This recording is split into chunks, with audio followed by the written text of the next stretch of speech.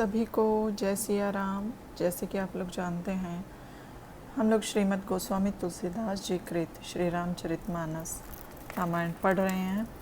पिछली वीडियो में हमने पढ़ा था कि हे भवानी निर्मल रामचरितमानस की शुभ कथा सुने, जिससे पक्षीराज गरुड़ जी ने सुनी थी तथा काकभुशुंडी जी ने कही थी।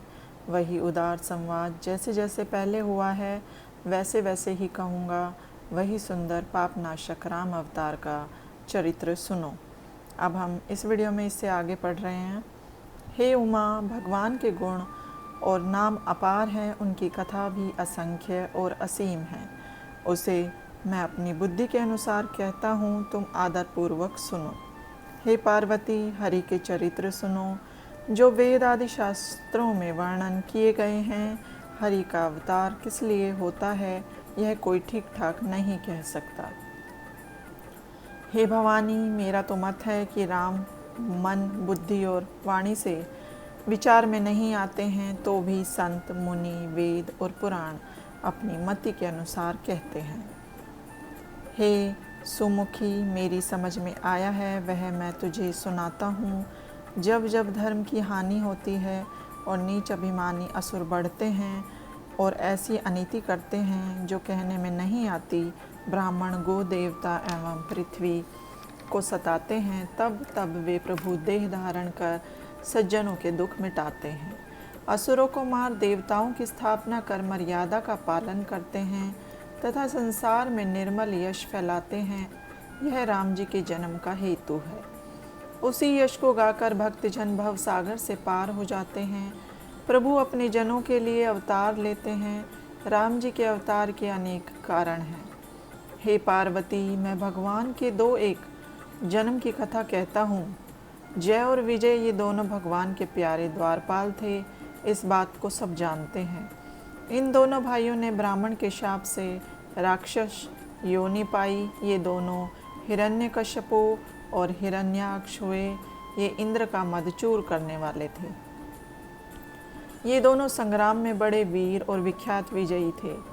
एक हिरण्याक्ष को भगवान ने 12 रूप धारण कर मार दिया, दूसरा नृसिंह रूप धारण कर मार दिया और अपने भक्त प्रहलाद की सुकीर्ति संसार में फैला दी।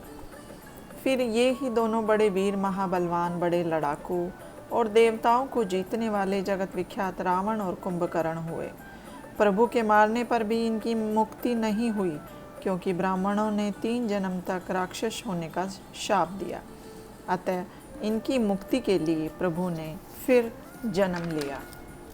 वही कश्यप, अदिति, भगवान के माता पिता दशरथ और कौशल्या हुए। एक कल्प में इस तरह अवतार ले संसार में बहुत सी पवित्र लीलाएं की। एक कल्प में सब देवता जलंधर से हार गए थे। इससे उन्हें दुखी देख शिव जी ने घोर संग्राम किया, तो महाबली दैत्य मारने से न मरा, क्योंकि उस दैत्य की स्त्री बड़ी पतिव्रता थी। उसी के बल से शिव जी उसे जीत न सके। प्रभु ने छल से उसका पतिव्रत धर्म नष्ट कर देवताओं का कार्य सिद्ध किया। जब यह भेद जलंधर की स्त्री को मालूम हुआ तो उसने भगवान को शाप दिया। कौतुक निधान दयालु भगवान ने उसका शाप अंगीकार कर लिया। तब यही जलंधर रावण हुआ, जिसको राम जी ने संग्राम में मोक्ष पद दिया। एक जन्म लेने का यही कारण था जिसके लिए भगवान ने राम रूप दे धारण की। हरि के अवतार की कथा कवियों ने बहुत प्रकार से वर्णन की है। एक बार नारद ने शाप दिया था, इसलिए एक कल्प में अवतार हुआ। यह सुन भवानी बड़े अचंभे में आई कि नारद जी तो बड़े हरि भक्त ज्ञानी हैं, उन्होंने शाप क्यों दिया? भगवान ने नारद का क्या बिगाड़ा था? हे शिव जी, यह कथा मुझे सुनाओ। मुनि के मन में मोह हुआ, यह बड़े अचरज की बात है। तब महादेव जी हंसकर बोले कि न कोई ज्ञानी है न मूर्ख है, जिसको जिस समय रघुनाथ जी जैसा कर दे वह उस समय वैसा ही हो जाता है।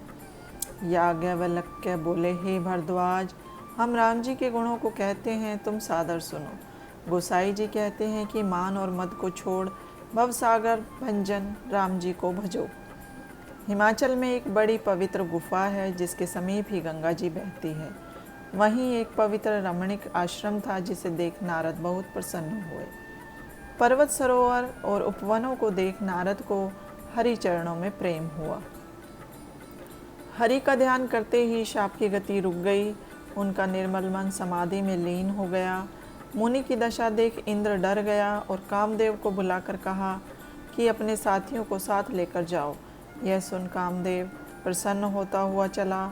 इंद्र इसलिए मन में डरा था कि नारद इंद्रासन छीनना चाहता है। जो संसार में कामी और लोलुप हैं, वे कुटिल कोए की तरह सबसे डरते हैं। मूर्ख कुत्ता सिंह को देख इस डर से सूखे हाड़ को लेकर भागता है कि कहीं यह छीन न ले। इसी तरह इंद्र को लाज नहीं आई। कामदेव ने वहां पहुंचकर वसंत ऋतु उत्पन्न की। वृक्षों पर रंग बिरंगे फूल खिल गए, कोकिलें कूकने लगी और भौरे गूंजने लगे। 3 प्रकार की पवन चलने लगी जो काम रूप अग्नि को बढ़ा रही थी। रंभादिक देवताओं की नई स्त्रियां जो संपूर्ण कलाओं में प्रवीण थी, वे अनेक प्रकार की तान और लय से गान करती थी और पतंग की तरह हाथों को अनेक रीति से नवाती थी।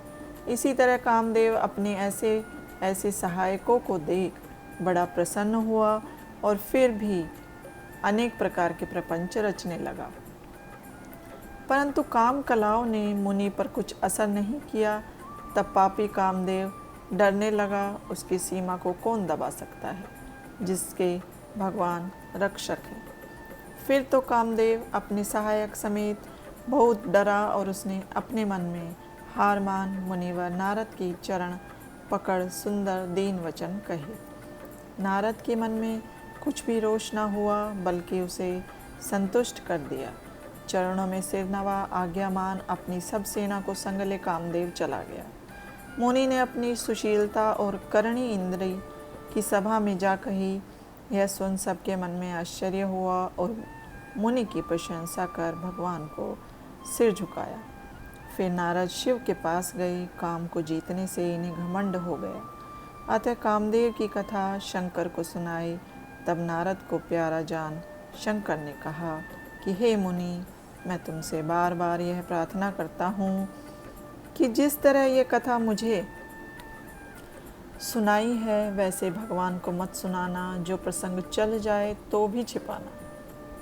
शिवजी ने उत्तम उपदेश दिया था, पर नारद को अच्छा नहीं लगा। याज्ञवल्क्य बोले, हे भरद्वाज, अब जो तमाशा हुआ उसे सुनो। हरि इच्छा प्रबल है। राम जी जो चाहते हैं सोई होता है। ऐसा कोई नहीं जो विपरीत कर सके। शिव जी की बात मुनि को अच्छी न लगी। तब वे ब्रह्मलोक को गए। एक दिन नारद जी हाथों में वीणा लिए हरि गुण गाते वेणु बजाते क्षीर सागर में पहुँचे, जहाँ वेदों में मस्तक स्वरूप लक्ष्मीनाथ निवास करते हैं। भगवान मग्न को उठकर मिले और नारद मुनि सहित आसन पर बैठे।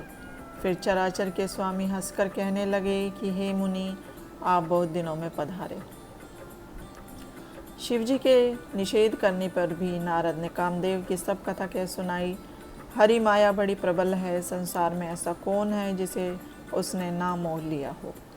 तब तो रूखा मुँह कर भगवान मृदु वाणी से बोले कि तुम्हारी याद करने से मोह, अहम, काम जनित मद और मान सब नष्ट हो जाते हैं।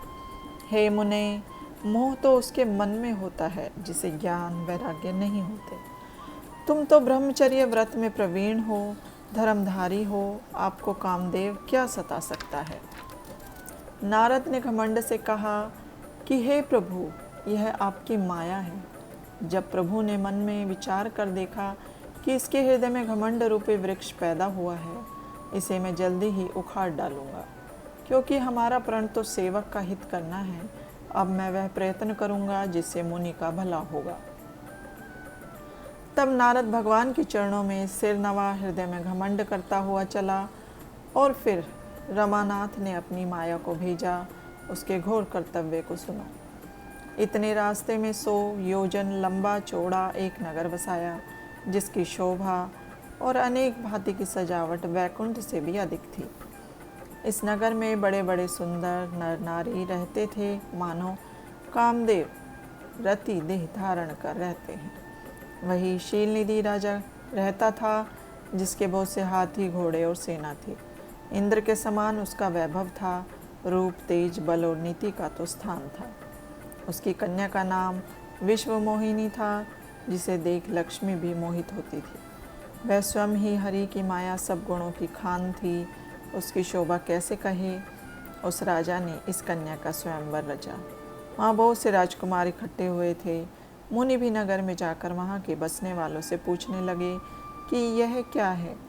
सब हाल सुन राजा के घर आए। राजा ने इनकी पूजा कर आसन पर बैठाया और राजा ने अपनी कन्या को बुलाकर नारद को दिखाई और कहा, हे नाथ, मन में सोचकर इस पुत्री के गुण अवगुण कहो। मुनि उसके रूप को देख सुध बुध भूल गए और टकटकी लगा देखते रहे। इसके लक्षण देख नारद जी विचलित हो गए। हृदय में तो मग्न हुए, परंतु कुछ कह ना सके और सोचा, जो इसे वरेगा वह अमर हो जाएगा। संग्राम में उसे कोई न जीत सकेगा। सब चराचर उसकी सेवा करेंगे, जिसे शील निधि की कन्या वरेगी। ऐसे सब लक्षण विचार मन में रख लिए तथा राजा को कुछ और बनाकर कह दिए। राजा से पुत्री के सुलक्षण कहकर नारद मन में सोचते चले कि अब मैं जाकर वही यत्न करूँगा जिससे यह कन्या मुझे वर ले। इस समय जब तब नहीं हो सकता है। हे विधाता, यह बाला मुझे किस रीति से मिले। इस अवसर पर अत्यंत रूप और शोभा की आवश्यकता है, जिसे देख यह राजकुमारी रीझ कर जयमाला डाल दे। जो भगवान से सुंदरता मांगने जाऊं तो आने जाने में विलंब हो जाएगा। मेरा प्रभु के समान कोई हितैषी नहीं जो इस समय सहायता करे। फिर नारद जी ने अनेक भांति से स्तुति की। तब प्रभु प्रकट हुए। हरि को देख मुनि के नेत्रों में शांति हुई और मन में हर्षित हुए कि अब काम बन जाएगा।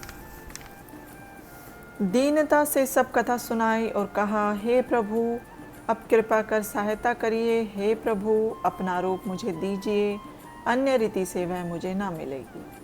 हे नाथ, जिस तरह मेरा भला हो वही शीघ्र करिए।